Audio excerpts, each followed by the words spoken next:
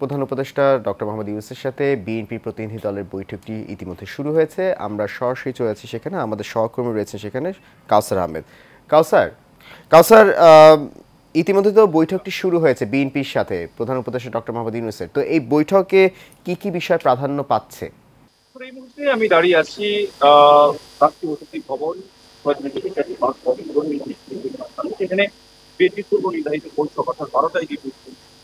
আমরা দেখছি যে 12টার আগে কয়েকদিনের মধ্যে এবং 12টার পরে বিএনপি ইসলাম সহ 7 জনের একটি উচ্চ পর্যায়ের প্রতিনিধি দল সেখানে রাষ্ট্রীয় অতিথি ভবন বৈঠক করছে। আমরা জানতে পেরেছি যে আজকের এই বৈঠকে মূলত বেশ কয়েকটি বিষয়ে আলোচনা যে আমরা দেখেছি যে দায়িত্ব নেওয়ার পর থেকে থেকে জানানো হয়েছে যে আসলে নির্বাচন এবং আগামী বছরে নির্দিষ্ট করে আসলে ঘোষণা না করাই থেকে আমরা দেখছি অনেকদিন থেকেই এক ধরনের চাপ প্রয়োগ করার চেষ্টা করা হয়েছিল এবং সেই জায়গা থেকে আজকে কিন্তু সেই জায়গায় চেষ্টা করতে আজকে স্পষ্ট করে কোন ধরনের ঘোষণা আসলে আছে কিনা সেটা চেষ্টা করবার জন্য আমরা যতটুকু জানতে পেরেছি যে আজকের এই বৈঠকে যদি সিদ্ধান্ত না আসে তাহলে কিন্তু বিএনপি তাদের যে কর্মসূচি রয়েছে পরবর্তীতে আন্দোলন কর্মসূচি সেটি কিন্তু তারা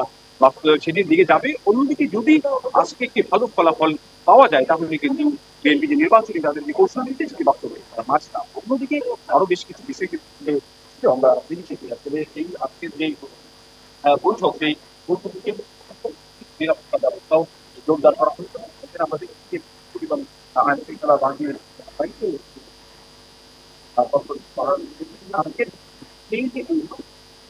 গতকাল চিকিৎসাই কমিটির গতকালকে সন্ধ্যা নাগাদ রাত থেকে চিকিৎসাই কমিটি সেই বেশ কিছু বিষয়ে আজকের পরে কিন্তু সংস্কার প্রতিষ্ঠান থাকো আগামীকাল এই বৈঠক যেগুলো সংস্কার মূলত আজকের যে বৈঠক সেই বৈঠকে নির্বাচন যে রোডম্যাপ সেই নির্বাচন মানে সরকারের আসলে এই সেটি জানতে যে বিষয়টি জানতে চাওয়া হবে যে এই বক্তব্য আসলে কোন দিকে কোন সেই পরিস্থিতি আসলে বুঝবার জন্য এই যে পরিস্থিতি দিয়ে আমরা দেখছি যে আমরা গতকালকে সেটি আলোচনা হয়েছে সেখানে যে জামায়াতের যে আমি এটা কিন্তু গতকালকে লন্ডনে বিএনপি আমরা দেখছি যে এর আগে সময়গুলোতে ইসলামের সাথে বিএনপির বেশ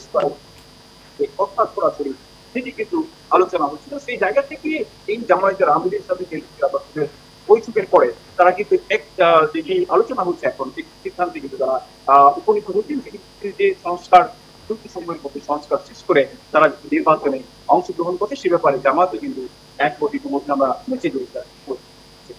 এই যে পরিস্থিতি সেই পরিস্থিতি সবারই একটি জায়গা হচ্ছে নির্বাচন, সেই নির্বাচন আসলে কবে নাগাদ হবে সেটি আসলে জানবার জন্য আজকে বৈঠক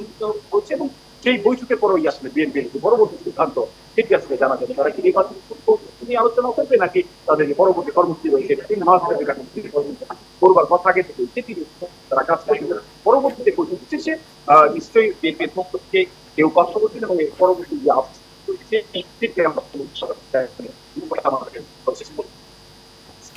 কাউসার, আপনাকে ধন্যবাদ।